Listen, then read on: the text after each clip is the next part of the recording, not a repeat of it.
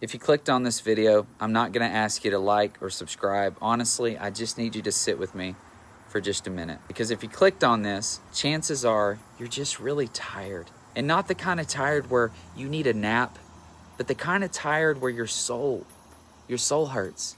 The kind where you feel like you've been running a race in the dark and you're starting to wonder if there's even a finish line or if you're just running in circles. And you look at everybody else's life, right? And they're getting all the wins. They have the nice trucks. They have the best jobs and the best lives, right?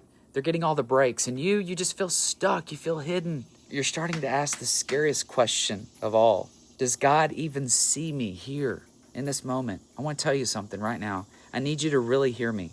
God knows exactly where you are. Not where you should be, not where you wish you were, but right here in the messy, frustrating middle of your struggle. You are not invisible. There's this story in the Bible that I always go back to about this woman. Every time I think about it when I'm overwhelmed.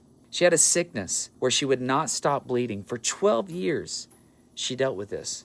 Think about the human side of that. Back then, her sickness made her an outcast. She couldn't hug her family. She couldn't go to the market. She was completely alone. 12 years of being totally cut off from the world.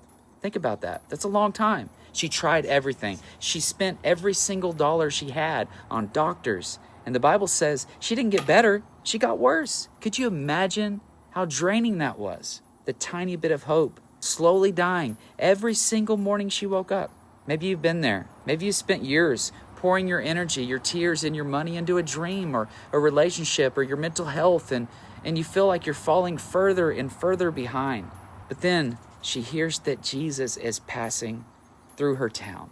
She doesn't have like a special pass, or she doesn't get a grand entrance. There's a massive crushing crowd of people pushing in on him from every side. She's weak, she's broke, and she isn't even supposed to be out in public. But she whispers to herself, if I can just touch the edge of his clothes, I will be healed. She gets down on her hands and knees. She claws through the dirt, through the legs of people who don't even notice she's there. She reaches out, just barely scrapes the edge of his robe with her fingertips, and instantly the sickness, it leaves her. But here's the best part of the story. Jesus, he stops dead in his tracks. He turns around to the crowd and he asks this question, who touched me? And his friends thought, you're crazy, Lord. There's hundreds of people all around. What do you mean, who touched you?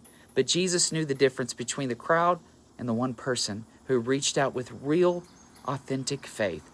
He looked through the crowd, he sees her, and he says this. He says, daughter, your faith has made you well. Here's the truth. We don't like to admit it. You can't develop a photo without a dark room. If you are hidden right now, it's not because God has forgotten you. It's because he is protecting you and preparing you. If you get the spotlight before you're strong enough to handle it, the light won't help you, it will ruin you. So if you're in a season of waiting, don't waste the wait. Work on who you are inside. Keep reaching. Even if you can only crawl today, crawl closer to your goals. Trust the path. The same God who knows the stars by name, knows the exact corner of the room where you cry yourself to sleep. You're not a mistake. Your struggle is not a dead end. It's just a detour to a version of a you that's stronger, wiser, and ready for the good things that are coming your way. Don't you dare give up on yourself, because the same God who saw that woman in the dirt a long time ago sees you standing on this path with me right now. Keep walking. I'm right here with you, and I'll see you in the next video.